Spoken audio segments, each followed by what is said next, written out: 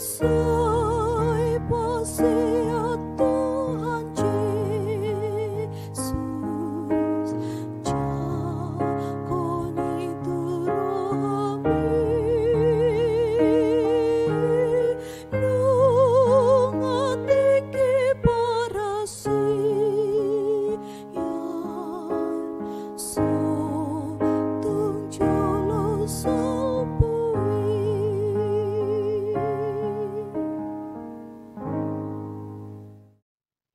Selamat pagi dan salam sejahtera untuk kita semua. Bapak Ibu saudara terkasih, di pagi hari ini kita kembali berjumpa untuk mendengarkan firman Tuhan tentang Kristus dan penolakan. Marilah kita berdoa. Terima kasih ya Tuhan, kami sungguh bersyukur di pagi hari ini untuk penyertaan dan berkat Tuhan. Kami akan mendengarkan firman-Mu, berkati kami Tuhan, agar kiranya kami mampu menghidupi firman-Mu. Di dalam nama Yesus Kristus kami berdoa dan bersyukur. Amin. Firman Tuhan tertulis di Yesaya pasal 53 ayat 3. Ia dihina dan dihindari orang. Seorang yang penuh kesengsaraan dan yang biasa menderita kesakitan. Ia sangat dihina, sehingga orang menutup mukanya terhadap dia, dan bagi kita pun dia tidak masuk hitungan. Dileai jala di pasiding jolma do ibana, bawa nasomal mangai pardangolan dohot sahit ibana. Pola ditabunihon halak buhina maradopon ibana dibahen leana. Jadi dang pola hurajumihami ibana. Demikian pembacaan firman Tuhan. Bapak Ibu saudara terkasih, kitab Yesaya berbicara tentang pengharapan kepada Mesias, menggambarkan tentang Mesias yang akan datang. Dan bahkan termasuk respon manusia terhadap Mesias itu. Kitab Yesaya menggambarkan Mesias yang akan datang seperti hamba yang menderita. Perlakuan yang diterima, penderitaannya, termasuk respon orang-orang yang mengikuti dia. Bahkan dikatakan orang menutup mata karena melihat dia sangat terhina. Bapak Ibu saudara terkasih, apa yang digambarkan oleh Yesaya bukan sebuah prestasi, tapi kegagalan manusia. Penolakan itu mungkin ada positif, ada negatifnya.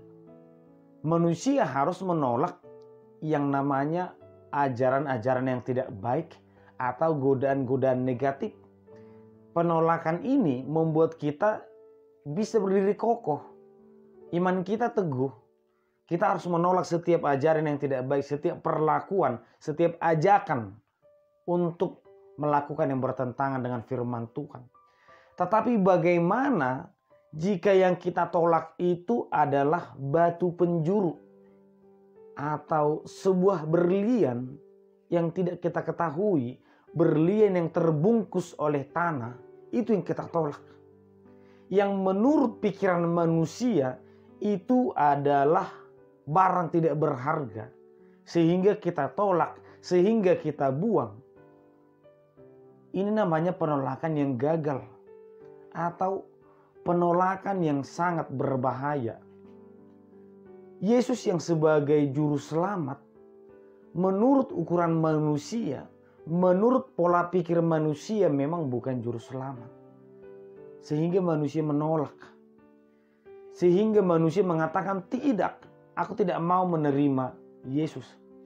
Bahkan dikatakan tukang bangunan membuang batu penjuru itu. Orang-orang yang mengenal firman Tuhan, orang-orang yang mengaku dirinya beriman, itu sendiri yang menolak juru selamat, yang membuang batu penjuru itu. Bapak Ibu saudara terkasih, ternyata pengenalan atau ukuran manusia tidak bisa menjadi ukuran yang benar. Apa yang benar menurut manusia ternyata belum tentu benar menurut ukuran Tuhan. Dalam kitab Yesaya atau melalui firman Tuhan di pagi hari ini, kita diajarkan tentang cara pikir manusia yang salah. Menolak juru selamat karena cara pikir manusia yang salah.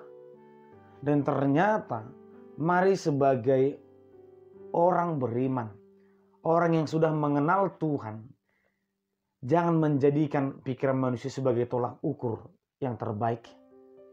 Apa yang kita pikir benar belum tentu benar menurut Tuhan. Apa jalan yang menurut kita jalan terbaik? Hati-hati, belum tentu jalan terbaik menurut Tuhan. Sehingga dalam menjalani hidup pun, mari jangan terlalu cepat mengambil keputusan, jangan terlalu cepat menilai. Karena pikiran manusia tidak sanggup mengukur rancangan Tuhan. Tidak terlalu mudah lagi kita berkata, Tuhan mengapa seperti ini? Tuhan mengapa tidak seperti itu? Tidak terlalu mudah lagi kita berkata, aku tidak terima Tuhan. Bukan seperti ini yang ku mau. Karena memang kita tidak tahu cara Tuhan. Kita tidak bisa menebak cara Tuhan. Kita tidak bisa menyelami besarnya, luasnya kuasa Tuhan. Oleh karena itu Bapak Ibu saudara terkasih, kalaupun kita menolak sesuatu, mari jangan pernah kita menolak batu penjuru. Jangan kita menolak rancangan terbaik. Tapi dalam setiap penolakan, penerimaan, pengambilan keputusan dalam hidup kita, tetap mengandalkan Tuhan. Inilah yang dikatakan oleh Daud dalam Mazmur. Dia membutuhkan Tuhan setiap jam. Dalam pergumulannya, dalam perencanaannya, dalam pengambilan keputusannya. Sehingga apapun yang kita lakukan dalam kehidupan ini, itu bukan mengandalkan pikiran, mengandalkan kekuatan, tetapi murni mengandalkan Tuhan. Bapak Ibu saudara terkasih, mari melalui firman Tuhan di pagi hari ini, belajar mengenal Tuhan, belajar mengenal diri, belajar memahami bagaimana cara Tuhan memberkati kita, bagaimana cara Tuhan memperlakukan kehidupan kita. Demikianlah harusnya kita hidup. Tuhan memberkati kita. Kita berdoa. Terima kasih ya Tuhan, kami bersyukur di pagi hari ini untuk firman yang kami dengarkan. Tuhan mengajarkan kami tentang cara manusia menerima, menolak, dan berpikir. Biarlah kiranya melalui firman ini kami disadarkan untuk selalu mengandalkan Tuhan, bukan mengandalkan pikiran dan tenaga manusia. Berkati kami Tuhan dalam nama Yesus Kristus, kami berdoa dan bersyukur. Amin. Anugerah dari Tuhan Yesus Kristus, kasih setialah Bapa, dan persekutuan Roh Kudus kiranya menyertai kamu sekalian. Amin.